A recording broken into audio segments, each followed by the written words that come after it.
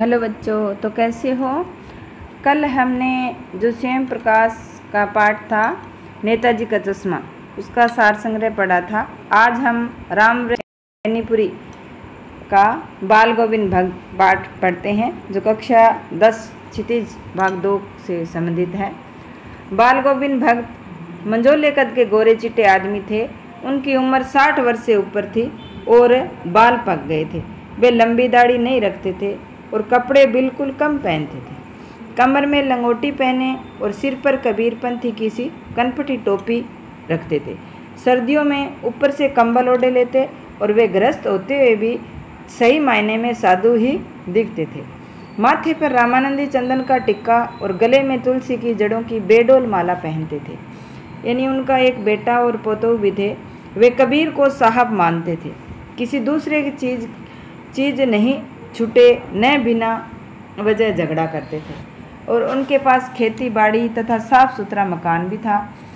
और खेत से जो भी उपज होती उसे पहले सिर पर लाद कर कबीर पंथी मठ में ले जाते और प्रसाद के स्वरूप भी जो उन्हें मिलता उसी से गुजारा बसारा करते थे। वे कबीर के पद का बहुत मधुर गायन करते थे। आषाढ़ के दिनों में जब समूचा गांव खेत में काम कर रहा होता, तब बाल गोविंद भक्त पूरा शरीर कीचड़ में लपेटे खेत में रोपनी करते हुए अपने मधुर गानों को गाते। भादों की अंधियारी में उनकी खंजरी बजती थी। जब सारा संसार सोया होता तब उनका संगीत जगाता था। कार्तिक मास में उनकी प्रभातियाँ शुरू हो जाती थी। यानी वे पहले सुबह नदी स्नान को जाते और लौटकर पोखर के ऊंचे भिंडे पर अपनी खंजरी लेकर बैठ जाते, अपना गाना शुरू कर देते। गर्मियों में अपने घर के आंगन में आसन जमा बैठते और उनकी संगीत साधना का चरमोत्कर्ष तब देखा गया जिस दिन उनका इकलौता बेटा मरा था। बड़े शौक से उन्होंने अपने बेटे की शादी करवाई थी। बड़े शौक से उन्होंने अपने बेटे की शादी करवाई थी। बहू भी बड़ी सुशील थी। उन्होंने मरे हुए बेटे को आंगन में चटाई पर लेटाकर एक सफ़ेद कपड़े से ढक रखा था तथा उस पर कुछ फूल बिखरा पड़ा था। सामने बाल गोविंद भगत जमीन पर आसन जमाए गीत गाए जा रहे थे और बहू को रोने के बजाय उत्सव मनाने के लिए कह रहे थे, क्योंकि उनके अनुसार आत्मा परमात्मा के पास चली गई है। वे आनंद की बात है। उन्होंने बेटे की चिता को आग भी बहू से ही दिलवाई। जैसे ही श्राद्ध की अवधि पूरी हुई, बहू के भाई को बुलाकर उसके दूसरा विवाह कराने का आदेश दिया। बहू जाना नहीं चाहती थी।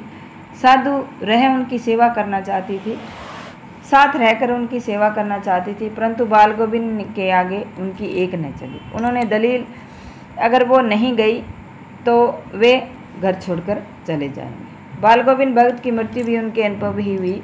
वे हर वर्ष गंगा स्नान को जाते। गंगा 30 कोस दूर पड़ती थी, फिर भी वे पैदल ही जाते। घर से खाकर निकलते और वापस घर आकर ही खाते थे। बाकी दिन उपवास पर रहते, किंतु अब उनका शरीर बूढ़ा हो चुका था।